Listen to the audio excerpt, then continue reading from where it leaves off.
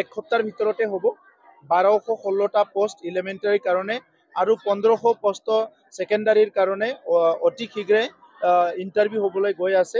প্ৰায় 2800 শিক্ষকে আমাৰ বিটিআৰ অঞ্চলত নিযুক্তি পাব আৰু 3000 থাৰ্ড গ্ৰেড ফ'ৰ্থ গ্ৰেডৰ যিটো ইণ্টাৰভিউ সেইটো অতি শীঘ্ৰে হ'বলৈ গৈ আছে।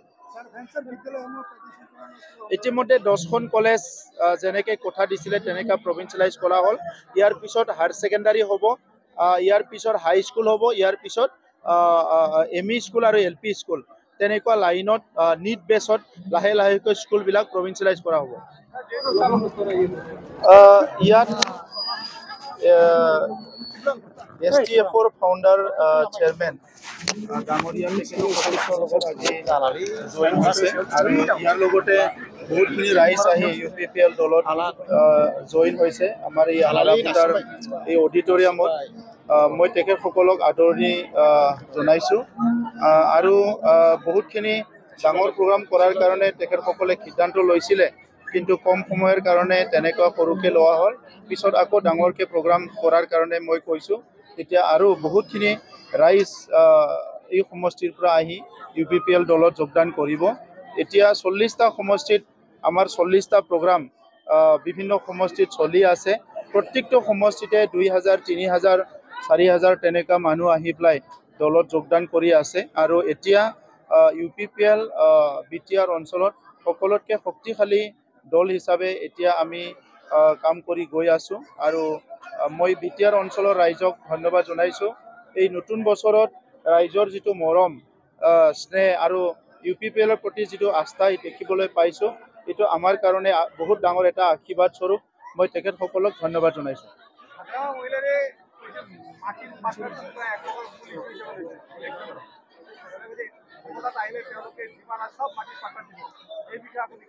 সতৰ বছৰতো নিদিলে, তো 17 বছৰত কিয় নিদিলে সেইটো আগতে উত্তৰ দিয়ক।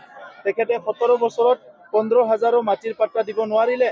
আমি 3 বছৰত প্ৰায় 1 লাখ দিবলৈ গৈ আছোঁ। এতিয়া আমাৰ 96 হৈ গ'ল, 96,000 আমি 1 লাখ দিবলৈ গৈ আছোঁ আৰু 2টা বছৰত তেখেতৰ পাট্টা দিবৰ কাৰণে আৰু কোনো নাথাকিব, চবৰো পাট্টা হৈ যাব। গতিকে এই ইছ্যুটো লৈ পেলাই তেখেতে ইলেকশ্যন খেলিব নোৱাৰিব। হাগ্ৰামা মহিলাৰী ডাঙৰীয়াই 17 বছৰত নিজে পাতি থোৱা জালত পৰিছে আৰু সেই জালৰ পৰা তেখেতে ওলাই আহিব নোৱাৰে। ইয়াত আমিও তেখেতক সহায় কৰিব নোৱাৰোঁ।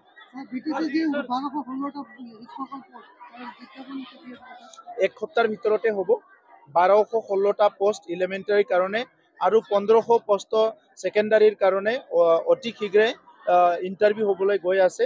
প্ৰায় 2800 শিক্ষকে আমাৰ বিটিআৰ অঞ্চলত নিযুক্তি পাব আৰু 3000 থাৰ্ড গ্ৰেড ফ'ৰ্থ গ্ৰেডৰ যিটো ইণ্টাৰভিউ সেইটো অতি শীঘ্ৰে হ'বলৈ গৈ আছে।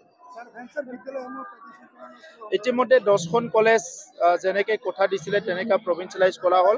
ইয়াৰ পিছত হায়াৰ ছেকেণ্ডাৰী হ'ব, ইয়াৰ পিছত হাই স্কুল হ'ব, ইয়াৰ পিছত এমই স্কুল আৰু এলপি স্কুল তেনেকুৱা লাইনত নিট বেছত লাহে লাহেকৈ স্কুলবিলাক প্ৰভিঞ্চিয়েলাইজ কৰা হ'ব।